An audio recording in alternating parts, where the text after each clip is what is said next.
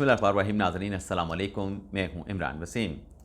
नाज़रीन, हुकूमत की जानिब से पेट्रोलियम मसनूआत की कीमतों पर आवाम को जो बड़ा सरप्राइज़ दिया गया है।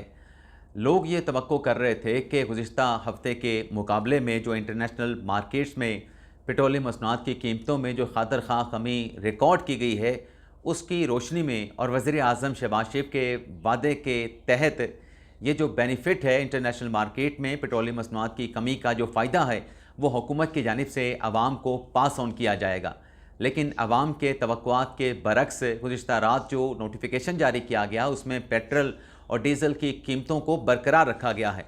अब पेट्रोलियम मसनूआत की कीमतों के मामले पर मुबैना तौर पर आवाम के साथ क्या खेल खेला गया है, इस खबर की डिटेल से अपने ब्लॉग का आगाज़ करेंगे और इसके बाद हमारे प्रोग्राम की जो दीगर अहम खबरें हैं, ख़ास तौर पर इमरान खान से मुलाकात के मामले पर जो नया पेंडोरा बॉक्स खुला है, एक नई डेवलपमेंट हुई है।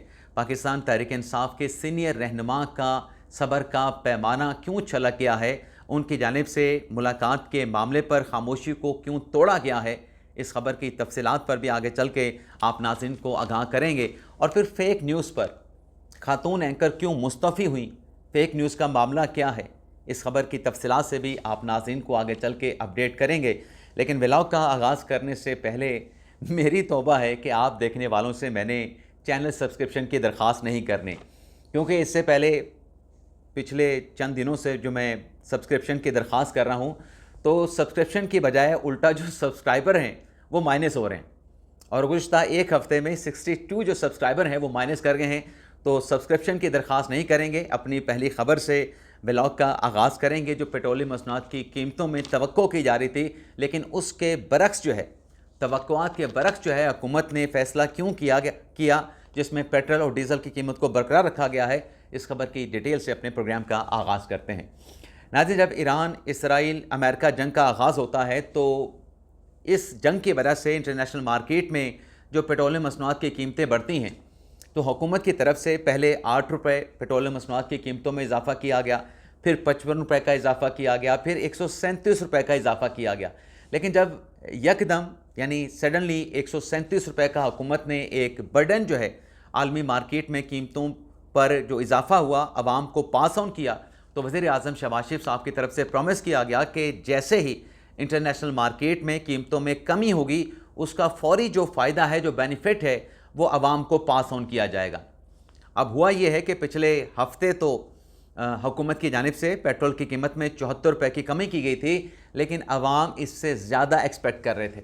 लेकिन फिर भी आवाम ने कहा कि चलें ठीक है, इस हफ्ते 74 रुपये का आपने पेट्रोल की कीमत पे कमी कर दी, डीज़ल की कीमत में आपने 67 रुपये की कमी कर दी, लेकिन नेक्स्ट वीक यानी गुज़िश्ता जो जुमा है, उस पर आवाम ने एक मरतबा फिर ये उम्मीदें बांध ली थी, तवक्कुआत लगा ली थी कि इस हफ्ते भी, क्योंकि आखिरी मरतबा गालिबन कोई 80 के करीब था इंटरनेशनल मार्केट में जो कीमतें थीं पर बैरल की, तो अब ये कीमतें $70 तक आ चुकी थी। तो अवाम ये तवक्को कर रही थी कि इस हफ्ते भी पेट्रोलियम मसनूआत की कीमतों में वज़ीर आज़म के प्रॉमिस की रोशनी में खातिर खा जो है वो कमी की जाएगी। लेकिन ये बेनिफिट आवाम को रात को पास ऑन नहीं किया गया, बल्कि हुकूमत के जो अपने मिनिस्टर हैं, सीनियर रहनुमा है राना सनाउल्लाह साहब, उनकी तरफ से भी कहा गया था, प्रेडिक्शन की गई थी कि पेट्रोलियम मसनूआत की कीमतों में कमी की जाएगी। लेकिन उनकी प्रेडिक्शन के बावजूद भी जो फैसला आया वो तवक्कुआत के बरक्स रहा, जिसमें कीमतों को बरकरार रखा गया। अब जो मिनिस्टर हैं अली परवेज़ मलिक साहब पेट्रोलियम वजारत के, उनकी तरफ से कहा गया है कि अब तक वज़ीर आज़म ने डीज़ल पेट्रोल पे 200 और जो डीज़ल है उस पर 155 रुपये का आवाम को रिलीफ दिया है, और अगले हफ्ते पेट्रोलियम मसनूआत की कीमतों की असेसमेंट करके जो भी बेनिफिट होगा वो आवाम को पास ऑन कर दिया जाएगा। लेकिन ये जो आर्गूमेंट है, इसे मैं भी एक्सेप्ट नहीं करूंगा, लेकिन मैं अगर एक लम्हे के लिए एक्सेप्ट कर भी लूं, लेकिन आवाम एक्सपेक्ट नहीं करेंगे, क्योंकि जब पेट्रोलियम मसनूआत की कीमतों में इजाफा हुआ था तो ना सिर्फ एक बर्डन आवाम को पास ऑन किया गया था, बल्कि उसके साथ साथ जो 15 रोज़ा कीमतें की डिटर्मिनेशन की मियाद थी उसे कम करके जो है वो 7 डेज़ पे लाया गया था। वीकली पेट्रोलियम मसनूआत की कीमतों में जो है उसकी असेसमेंट की जा रही थी। अगर बर्डन है तो बर्डन पास ऑन किया जा रहा था, रिलीफ है तो रिलीफ पास ऑन किया जा रहा था। लेकिन अवाम अभी एक्सपेक्ट कर रहे थे कि अब भी खातर खा कमी गुज़िश्ता हफ्ते की जाएगी, लेकिन ये बेनिफिट अवाम को ट्रांसफ़र नहीं हुआ। अब इस पे जो वाइब्स आ रही हैं, जो हुकूमत की तरफ से ज़राए से रिपोर्ट सामने आ रही हैं, उसमें यह कहा जा रहा है कि गुज़िश्ता हफ्ते जितना इजाफा वज़ीर आज़म ने 74 रुपये का पेट्रोल पे और 67 रुपये का जो डीज़ल पे पास ऑन किया था, इतनी कमी बनती नहीं थी, लेकिन उससे ज़्यादा फ़ायदा जो असेसमेंट था उससे ज़्यादा फ़ायदा वज़ीर आज़म ने अवाम को पास ऑन किया। ये भी एक्सेप्ट नहीं किया जाएगा क्योंकि कीमतें जो हैं वो $80 के नीचे आ चुकी थी। और जब 137 रुपये का पेट्रोल पे इजाफा किया गया और इसके लगभग डीज़ल की कीमत में इजाफा किया गया था, तब एक बड़ा इजाफा जो है पेट्रोलियम मसनूआत की कीमतों में इंटरनेशनल मार्केट में देखा गया था। और अब एक खातिर खा कमी जो है वो रिकॉर्ड की गई। उसके बाद फिर एक हफ़्ता गुजरने के बाद फिर $10 की कमी देखी गई। तो ये अवाम को बेनिफिट मिलना चाहिए था, जो कि राना सनाउल्लाह साहब ने भी प्रेडिक्शन की थी, लेकिन अवाम को ये बेनिफिट नहीं मिल सका। और अब कहा गया कि इंटरनेशनल कुछ जिम्मेदारियां हैं, उनको पूरा करने के लिए जो है इन कीमतों को जो है वो बरकरार रखा गया है। देखते हैं अगले हफ्ते अवाम को कोई खुशखबरी मिलती है या फिर कोई नई इंटरनेशनल ऑब्लिगेशन जो है वो आड़े आ जाती है। अब नाज़रीन बात कर लेते हैं इमरान खान से मुलाकात के मामले की। नाज़रीन पिछले कुछ दिनों में हम ये बात अपने व्लॉग में तसलसल के साथ कर रहे थे कि जो बातचीत जो पसे पर्दा राब्ते चल रहे हैं उनके नतीजे में जो नौरीन खानम साहबा हैं उनकी इमरान खान साहब के साथ मुलाकात हो सकती है, लेकिन अलीमा खान साहबा की इमरान खान साहब के साथ जो है वो मुलाकात नहीं करवाई जाएगी। अब इस मुलाकात में जो एक नया मोड़, जो नया पेंडोरा बॉक्स आया है, उसकी डिटेल पे आने से पहले जो एक नई रिपोर्ट सामने आई उसमें ये बताया गया है कि जो बैरिस्टर गौर साहब हैं पाकिस्तान तहरीक इंसाफ के चेयरमैन, उनसे रब्ता किया गया हुकूमत के मिनिस्टर की तरफ से और उनसे कहा गया कि जो नौरीन खानम साहबा हैं वो मुलाकात करने के लिए नाके पे क्यों नहीं गई। अगर वो नाके पे जाती हैं तो उन्हें अडयाला जेल में जाने की इजाज़त मिल जाती, वो इमरान खान के साथ मुलाकात कर लेती। जिस पर बैरिस्टर गौर साहब ने जो है बेबसी का इजहार किया कि मैं इस पर क्या कह सकता हूँ, मैंने पैगाम आगे जो है वो पास ऑन कर दिया था।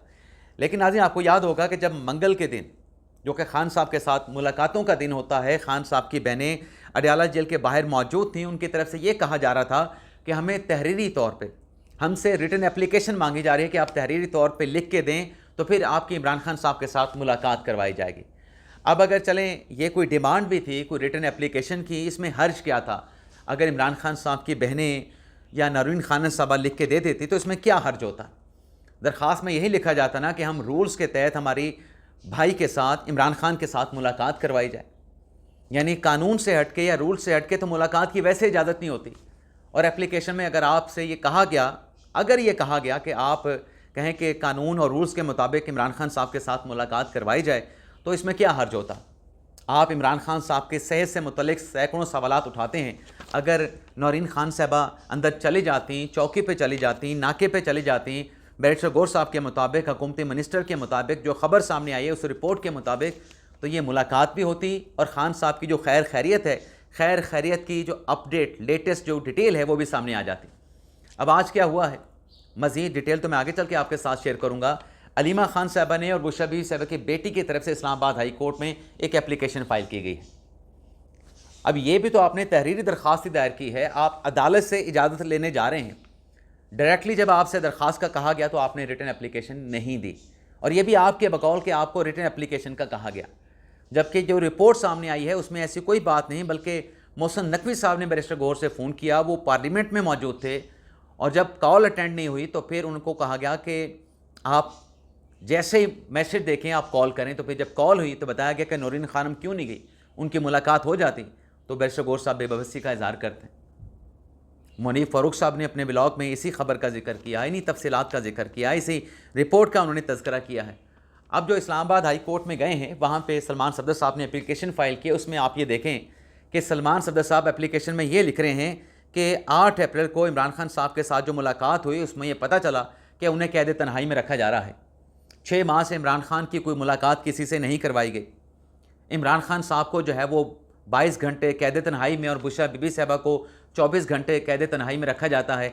अब मैं अगर गलत नहीं हूँ, आप मेरी करेक्शन कर सकते हैं, यही सलमान सफदर साहब थे जिन्हें फ्रेंड ऑफ कोर्ट बनाया गया था, एक कमीशन की सूरत में अडयाला जेल भेजा गया था। और अडयाला जेल में इमरान खान से मुलाकात करने के बाद, इमरान खान साहब की सहूलियात का जायज़ा लेने के बाद एक रिपोर्ट उन्होंने सुप्रीम कोर्ट में जमा की थी। उसमें कहीं कैद तन्हाई का जिक्र उन्होंने नहीं किया था। ये गालिबन फरवरी में मुलाकात हुई थी बैरिस्टर सलमान सफदर साहब की इमरान खान साहब के साथ, उसमें कहीं कैद तन्हाई का जिक्र नहीं किया गया। लेकिन चलें, अब ये दरख्वास्त लेके आ गए हैं इस्लामाबाद हाई कोर्ट में, डायरेक्ट दरख्वास्त इन्होंने दी नहीं, अब हाई कोर्ट में लेके आए हैं। तो 29 जून को तो खान साहब का, बुशरा बीबी साहबा का 190 मिलियन पाउंड का जो मुकदमा है समाअत के लिए मुकर्रर है, उसमें बात हो जाएगी। अडयाला जेल के हुकाम भी अपनी जो डिटेल हैं वो अदालत के सामने रख देंगे, और इस हेयरिंग में जो कि 29 जून को होना है इस्लामाबाद हाई कोर्ट में, यह भी पता चलेगा कि वकालतनामे के मामले पर जो बात गुज़िश्ता समाअत पे कमरा अदालत में की गई उसकी हकीकत क्या है। सलमान सदर साहब भी बात करेंगे, अडयाला जेल के हुकाम भी अपनी रिपोर्ट पेश करेंगे। लेकिन इसके साथ साथ नाज़रीन, इमरान खान से जो मुलाकात का मामला है, जो नईम अशरफ भट्ट साहब की खबर थी कि पैगाम इमरान खान साहब का आया है कि बैरिस्टर साहब के साथ मुलाकात करना चाहते हैं। अब इस रिपोर्ट के बाद बैरिस्टर गौर साहब ने एक ट्वीट किया जिसमें साथियों से कहा गया कि मोहतात अंदाज में रिपोर्टिंग करें, जिस पर नईम अशरफ भट्ट साहब ने कोट करके बैरिस्टर गौर साहब से ये कहा कि वो इन मुलाकातों के हवाले से बहुत सारे मामलात से आगाह हैं।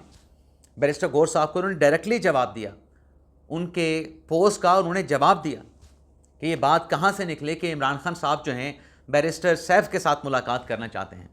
अब बैरिस्टर सैफ पर जो मुलाकात का मामला है उस पर नईम अशरफ भट्ट साहब ये कहते हैं कि पार्टी के PTI के लोगों ने हुकूमती वज़ीर के साथ रब्ता किया है कि अगर आप ये मुलाकात बैरिस्टर सैफ की करवाते हैं इमरान खान के साथ, बुशरा बीबी साहबा के साथ, तो हमारे पल्ले कुछ नहीं रहेगा।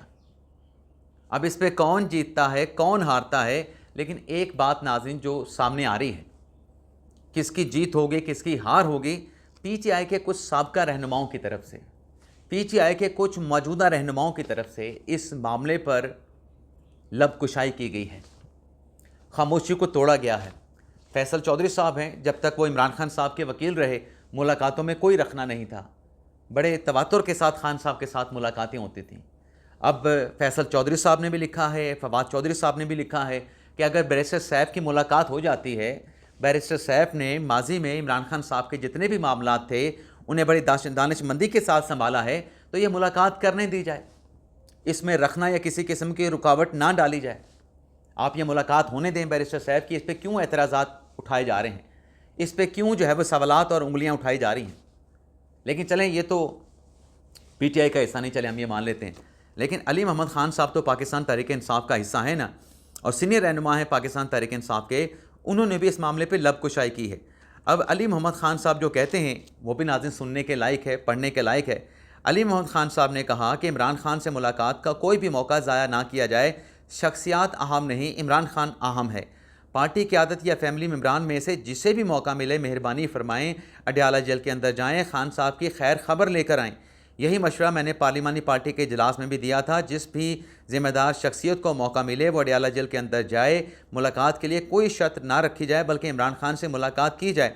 बहुत लंबा अरसा हो चुका है, हमें इमरान खान के बारे में नहीं पता, मुझे अगर मौका मिलता है, अब अली मोहम्मद ख़ान साहब कहते हैं कि मुझे अगर मुलाकात का मौका मिलता है तो कोई भी शर्त रखे बगैर और किसी भी की भी परवाह किए बगैर सबसे पहले अंदर जाके अपने लीडर से मैं मिलता, और बाहर आके खान साहब के करोड़ों चाहने वालों को उनकी सेहत और हालात के बारे में आके बताता, आगाह करता। और फिर वो ये भी लिखते हैं कि मुझे तो इल्म नहीं, लेकिन जैसा कि मीडिया में आ रहा है कि हम अगर हमारे लीडर से मुलाकात का कोई भी मौका आया था और किसी ने मौका ज़ाया किया है, तो उसने हमारे लीडर और मुझ समेत हमारे लीडर के करोड़ों फॉलोअर के साथ बहुत ज़्यादा ज़्यादती की है, बहुत ज़्यादा ज़्यादती की है। उनका ये अच्छा फ़ैसला नहीं किया गया। जो मुझे पता चला है कि मुलाकात का एक मौका आया था उसे ज़ाया कर दिया गया, तो ये ज़्यादती की गई है, जुल्म किया गया है पार्टी के लोगों के साथ भी और जो करोड़ों खान साहब के चाहने वाले हैं उनके साथ भी। आगे वो लिखते हैं कि इमरान खान से मुलाकात करो, बाकी बातें छोड़ो, हमारे लिए इमरान खान अहम है, बाकी सब वाहम है। तो बिल्कुल जब पाकिस्तान तहरीक इंसाफ की तशवीश ये है कि वो इमरान खान साहब की सेहत को लेके बहुत ज़्यादा रिजर्वेशन रखते हैं, बहुत सारे सवालात उठाते हैं, तो फिर ये मौका जो ज़ाया किया गया है इसको अवेल किया जाना चाहिए था। और अगर ऐसा कोई चांस है कि बैरिस्टर सैफ की मुलाकात इमरान खान के साथ उनकी ख्वाहिश पे हो सकती है, तो इसमें भी रोड़े नहीं अटकाने चाहिए। एटलीस्ट इतना तो होगा कि खान साहब अपना पैगाम बैरिस्टर सैफ के ज़रिए जिसे भी पहुँचाना चाहते हैं वो पैगाम भी बाहर आएगा, वो पैगाम उस सेंटर तक पहुँचेगा भी, और ख़ान साहब की सेहत के बारे में भी पता चल पाएगा। तो ये जो मौमा है इसे पाकिस्तान तहरीक इंसाफ, इमरान खान साहब की फैमिली ने इस मौमे को खुद हल करना है। बाकी नाज़रीन, खातून एंकर के इस्तीफ़े का मामला ये है कि 51 साला एक खातून एंकर हैं, इनका ताल्लुक़ जो है वो अर्जेंटीना से है।